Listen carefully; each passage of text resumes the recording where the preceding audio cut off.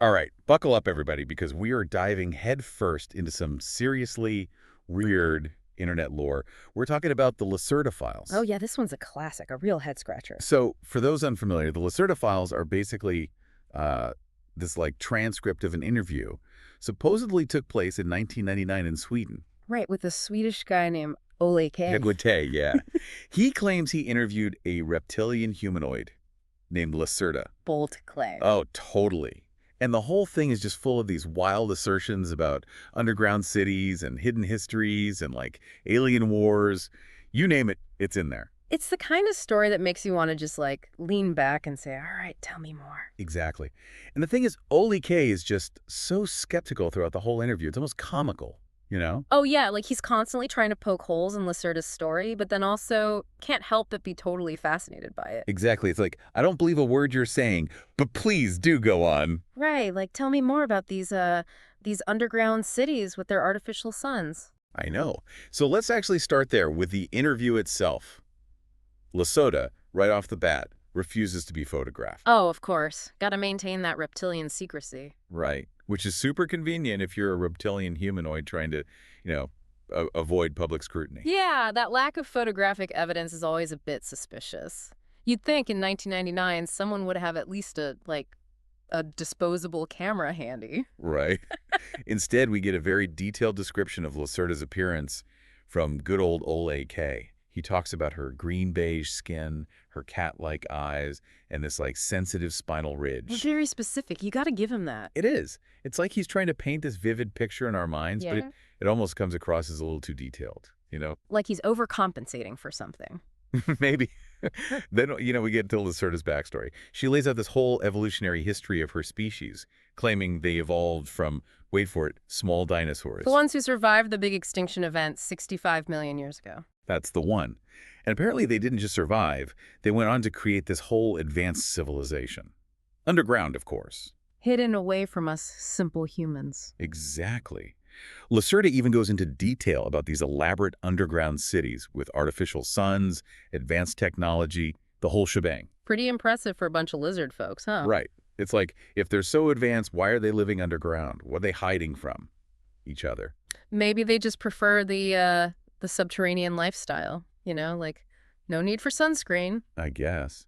But then Lacerda drops this other bombshell, claiming that, get this, humans were actually genetically engineered by aliens. The Elohim, if I remember correctly. Yes, the Elohim. And get this, they supposedly put a bug in our minds that makes us perceive reptilians as human. Clever, right. Explains why we haven't met any reptilians at the local Starbucks. Seriously. So basically, we're all just walking around totally oblivious to the fact that our neighbors might be, secretly shedding their skin and plotting world domination. Or maybe they're just trying to, blend in and live normal lives. Maybe. So we've got these super advanced reptilian humanoids living in these elaborate underground cities, pulling the strings from behind the scenes, and we humans are just, completely clueless. Sounds about right. Classic conspiracy theory stuff. Right. But what's interesting to me is how Ole K, our skeptical interviewer, just keeps going along with it. He claims he has all this evidence to back it up, a magnetic disc, a crystal disc. Oh, the mysterious evidence that never seems to materialize. Right. The Classic. tale as old as time. So where does that leave us? Well, with a story that's full of holes, inconsistencies, and, well, frankly, a lot of really out there claims. But it's entertaining.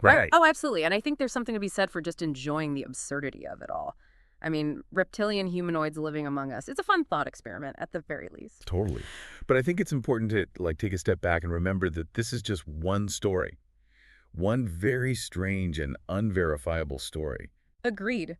We need to maintain that healthy dose of skepticism, always. Absolutely. But hey, even if the Lacerda Files is just a fun piece of internet lore, it does make you think, doesn't it? Oh, for sure. About the nature of belief, about the limits of human perception, maybe even about the possibility that there are things out there that we just can't even comprehend. Right. Like, what if? Exactly.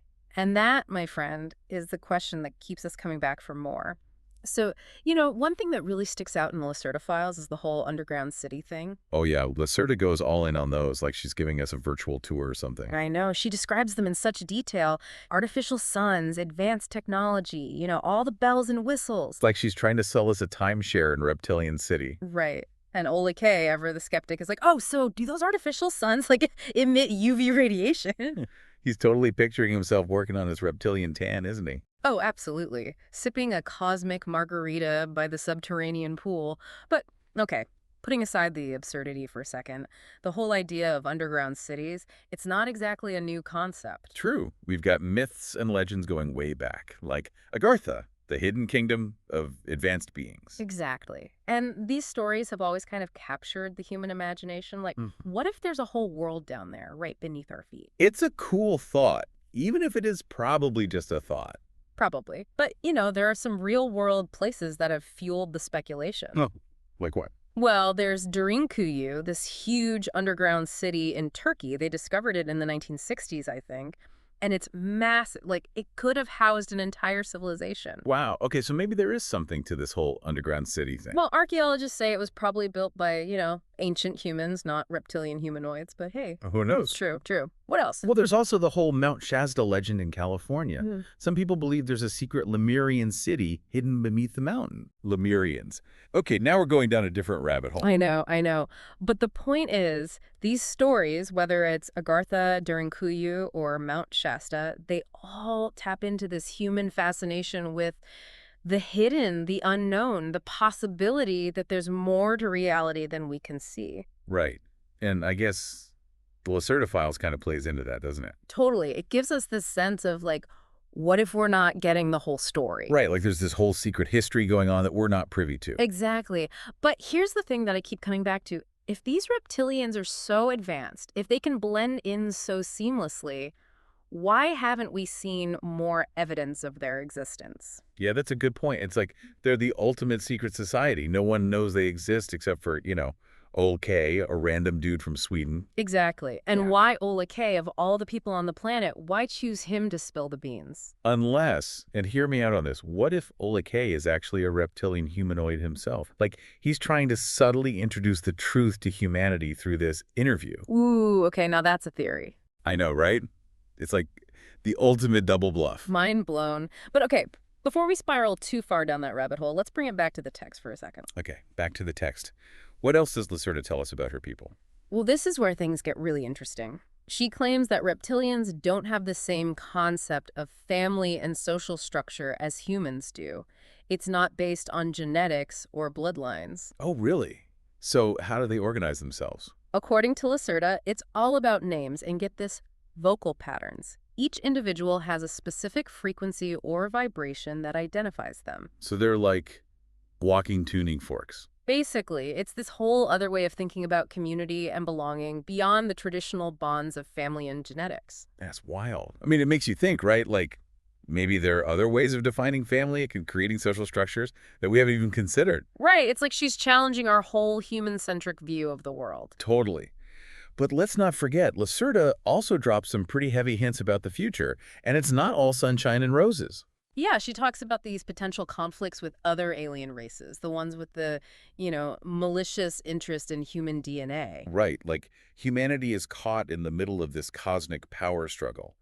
It's a bit unsettling, to say the least. It is, and it taps into these primal fears, right, of being invaded, exploited, controlled by forces beyond our understanding. Totally. But let's be real. We have no concrete evidence to support any of this. It's all based on this one very detailed, very strange interview. Right, it's important to remember that. We can't just take Lacerda's word for it. Exactly. But hey, even if it is just a story, it's a pretty entertaining one. Oh, absolutely. And sometimes I think it's okay to just let go of the skepticism for a bit and enjoy the ride. Agreed. It's a wild ride, that's for sure. After all this talk about reptilians and underground cities, I keep coming back to Ole K, our intrepid interviewer. Oh, yeah. What about him? It's his whole shtick, Like, he's so skeptical of Lacerda's claims, but he just keeps digging deeper and deeper, asking all these detailed questions. True, true. It's almost like he's trying to, catch her in a lie or something. Right. But then he never really challenges her directly. It's this weird mix of doubt and fascination. And don't forget, he keeps dangling that evidence over our heads. The magnetic disc, the crystal disc. Oh, yeah, the proof that never surfaces. Classic. So what are we supposed to make of Ole K? Is he a true believer? A clever hoaxer? A bit of both. That's the million-dollar question, isn't it? I think that's part of the reason why the Lacerda Files has become such a phenomenon.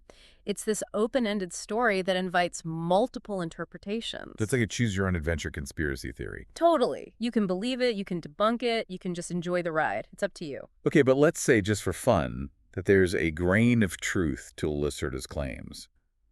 What would that mean for us humans? Well, according to Lacerda, we're basically just playing pieces in a cosmic game that we don't even understand. Controlled by these advanced alien races, some good, some bad. Right. And humanity is kind of stuck in the middle.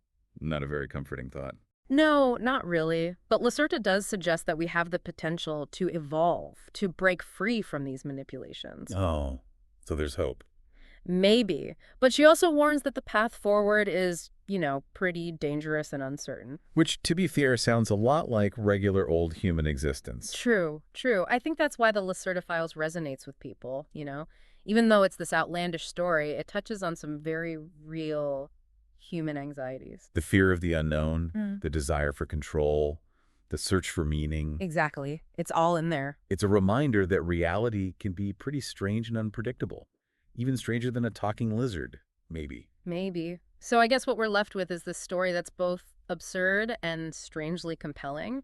It challenges our perceptions of reality, forces us to confront the limits of what we know. And ultimately leaves us with more questions than answers. Which, is often the case with the best mysteries. Well, I think we've done a pretty thorough deep dive into the Lacerda Files.